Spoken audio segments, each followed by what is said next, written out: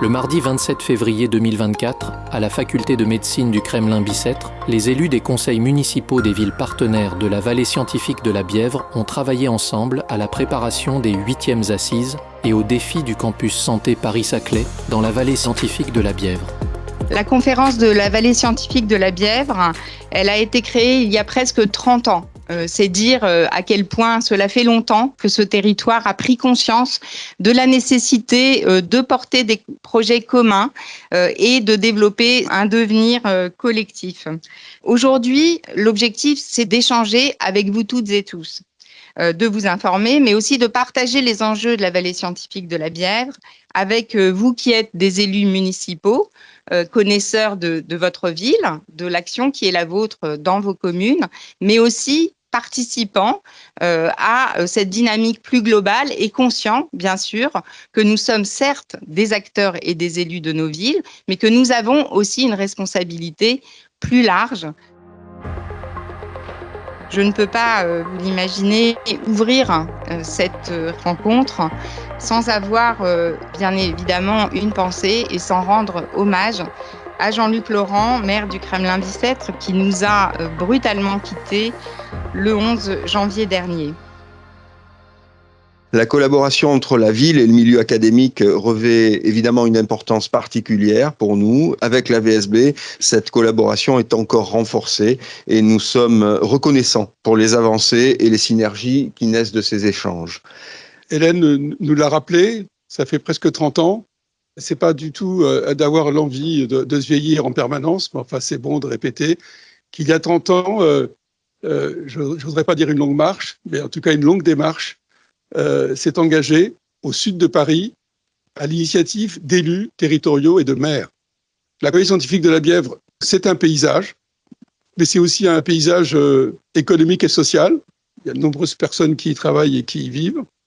La conférence que nous avons créée ensemble, c'est une coopération de projet, partie, je répète, des élus territoriaux, en association immédiate avec des acteurs économiques dont je fais partie, des élus universitaires, des chercheurs. Et je voudrais à ce titre citer 4 personnalités disparues aujourd'hui. C'est Serge Antoine, haut fonctionnaire très, très fortement engagé sur l'aménagement du territoire et sur tout ce qui était environnemental. Bernard de Comps, professeur de Comps, directeur de l'École normale supérieure de Cachan, qui a eu aussi des fonctions très importantes au sein du ministère.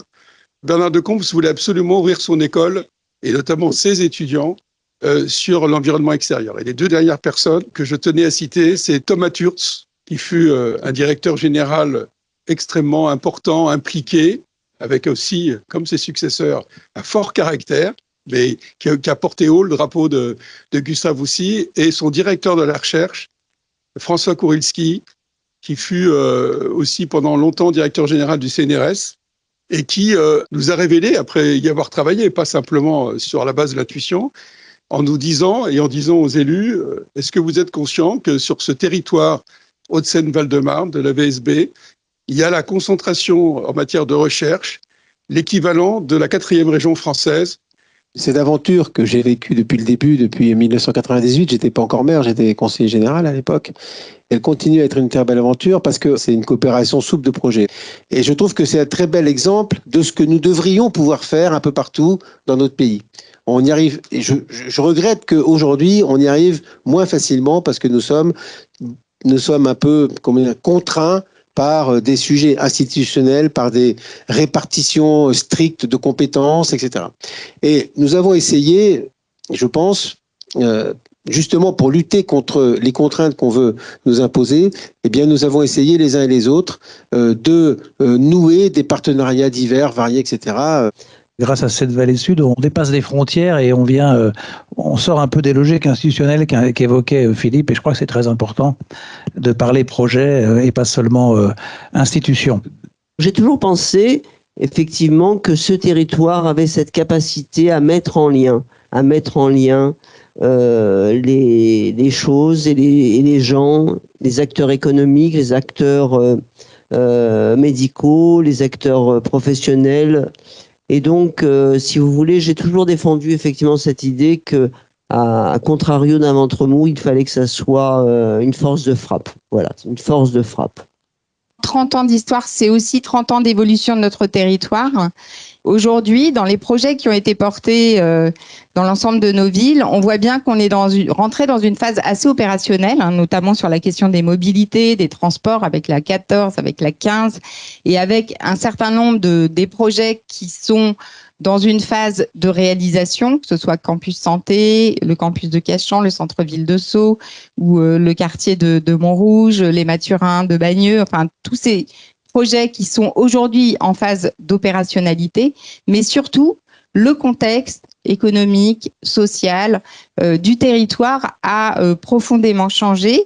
Et nous le vivons, nous, en tant que maires, bien sûr, et élus de nos territoires, avec des problématiques socio-économiques qui ont énormément évolué, avec peut-être aussi l'effet des crises, notamment la crise du Covid. Et donc, nous avons pensé qu'il était important, avec le regard de Daniel Béard, d'avoir un diagnostic et de regarder le territoire à l'aune de ce que sont ces problématiques aujourd'hui, pour être en capacité, nous les élus, de nous dire finalement les enjeux pour demain, c'est quoi et dans quelle mesure on doit réinterroger, revisiter et comment on fait pour se projeter dans l'avenir sur de nouveaux projets. Le géographe Daniel Béard a engagé les élus présents à réfléchir à la métropolisation, aux questions qu'elle pose au territoire, aux projets urbains et aux modes de vie. On vit un moment un peu étrange quand même, nous tous qui sommes, enfin je me mets dedans, acteurs de ces questions métropolitaines depuis plusieurs décennies. C'est qu'aujourd'hui, on a un peu du mal à en parler de la question métropolitaine.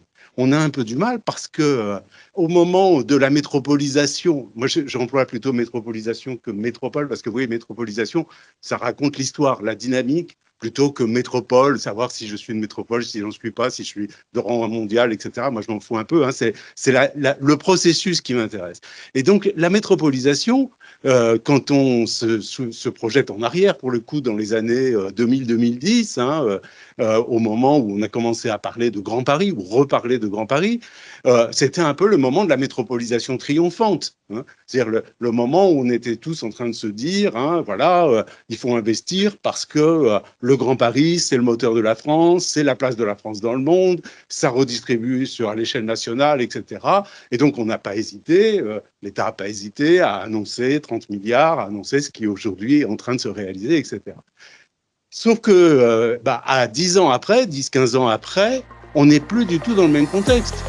Les grands acteurs du campus santé, l'Université Paris-Saclay, Gustave Roussy, le GHU Paris-Saclay de l'AP-HP, le Paris-Saclay Cancer Cluster, ont dans un second temps présenté les réalités actuelles, mais aussi les projets et leurs conséquences pour le territoire, d'un pôle de soins, de recherche et d'innovation de premier ordre. La faculté de médecine Paris-Saclay, c'est plus de 8500 étudiants. Donc j'entendais tout à l'heure le maire de Sceaux dire on les voyait passer, je pense que vous les voyez passer de plus en plus. Et ces étudiants, si vous les accueillez bien, ils vont rester. Ça va être des généralistes, des infirmières, des podologues, tout ce qui va manquer dans 10 ans. On voudrait, soit dans le territoire de l'Institut Gustave Roussy, soit dans un territoire autre, on n'a pas encore décidé du lieu, mais vraiment arriver à convaincre la présidence de l'université de mettre des moyens pour faire un learning center avec la possibilité aussi pour la population d'avoir des événements culturels, des espaces de travail, des forums, des expositions, une offre de restauration, une accessibilité numérique, des studios d'enregistrement. Donc vraiment quelque chose qui serait une vraie révolution par rapport à notre quotidien que nous offrons à nos étudiants. Ces étudiants, ce sont des citoyens, c'est des étudiants qui vivent dans ces villes. Et je trouve que c'est très important de travailler avec ces étudiants pour les sujets dont on a parlé, de précarité, de logement, mais aussi de sport, de culture. Enfin, ils sont dans une ville et nous formons des citoyens engagés, c'est-à-dire que nous voulons aussi qu'ils s'investissent dans la ville. Il n'y a pas longtemps, on a inauguré une épicerie solidaire donc à Sceaux. Nous sommes donc un groupe hospitalier d'environ 13 000 professionnels et sur les 2 établissements qui nous concernent plus directement, c'est 6 000 professionnels médicaux, paramédicaux, administratifs, logistiques et techniques qui travaillent et nous avons une responsabilité en termes d'attractivité, en termes évidemment de fidélisation, de développement de compétences, d'identification de parcours professionnels. Et quand vous parlez mobilité, quand vous parlez logement, ce sont des problématiques qui nous intéressent tout particulièrement. Gustave Roussy est le premier centre national de lutte contre le cancer. C'est le premier centre européen de lutte contre le cancer et c'est le 4e centre mondial derrière 4 Américains. Et c'est aussi, et c'est le plus important, un énorme investisseur dans ce territoire. C'est de vraies découvertes de rupture qui ont été faites sur ce territoire. LAC3, qui est une immunothérapie qui aujourd'hui est commercialisée dans le monde entier. C'est JAK2, un traitement ciblé que prennent des malades qui ont certaines pathologies hématologiques. Nos chercheurs créent chaque jour des startups qui ont pour objectif de développer les produits de leur recherche pour que ça devienne des médicaments accessibles à chacun des malades. Mais bien sûr que le joyau autour de ça, c'est ce que va créer le Paris-Saclay Cancer Cluster. Alors au total, la question qui se pose, c'est est-ce que nous voulons, vous voulez, que finalement cette communauté de la Bièvre, ces communes, aussi importantes soient-elles, ne soient que 4 ou 6 communes des 1300 de l'Île-de-France? Ou bien est-ce que vous voulez, à l'instar de quelque chose que vous connaissez tous, qui pourtant était probablement totalement inconnu il y a quelques années, une vallée très très célèbre dans le monde du digital, la Silicon Valley, est-ce que vous voulez que la vallée de la Bièvre Valley, comme pourraient les appeler demain les anglo-saxons, soit l'endroit d'où naîtront de nouvelles molécules, qui assurera une partie de l'indépendance sanitaire de la France et qui sera un vrai repère, non seulement pour l'Île-de-France, mais pour la France et pour l'Europe, en termes de traitement, de nouveaux traitements dans la lutte contre le cancer. Pour trouver un médicament, tout part de l'hôpital maintenant. Et tout revient à l'hôpital avec de nombreuses interactions. Et donc le désenclavement de Gustave Roussy avec cette réserve foncière autour va permettre de créer ce campus public-privé dans lequel start-up et grands groupes vont pouvoir s'implanter.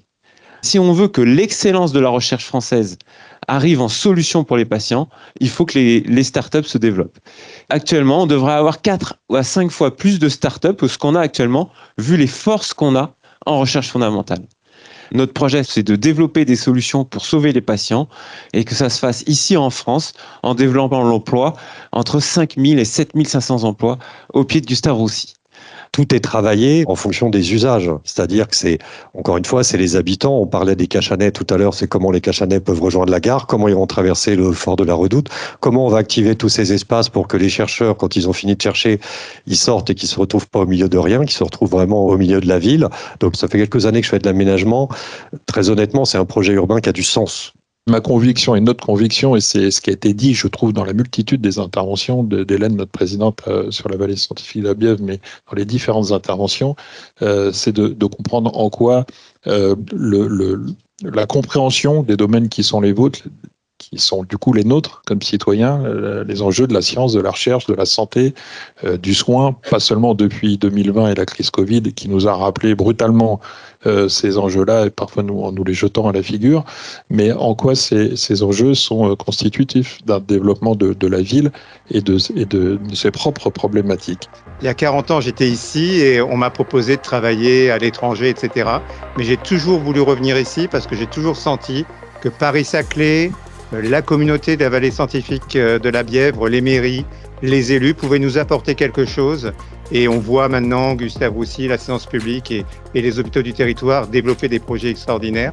Je voudrais saluer l'énergie que vous mettez et j'espère que cette longue réunion, un peu plus longue que prévu, aura permis en tout cas aux élus que vous êtes de se dire que ce chemin-là, il faut absolument continuer à le tracer tous et toutes ensemble. Il y a encore tant à faire. On voit bien que les défis sont encore pour beaucoup devant nous. Le rendez-vous est pris avec les élus et les acteurs du territoire de projet pour les 8e assises de la vallée scientifique de la Bièvre, prévues à Villejuif le 22 novembre 2024.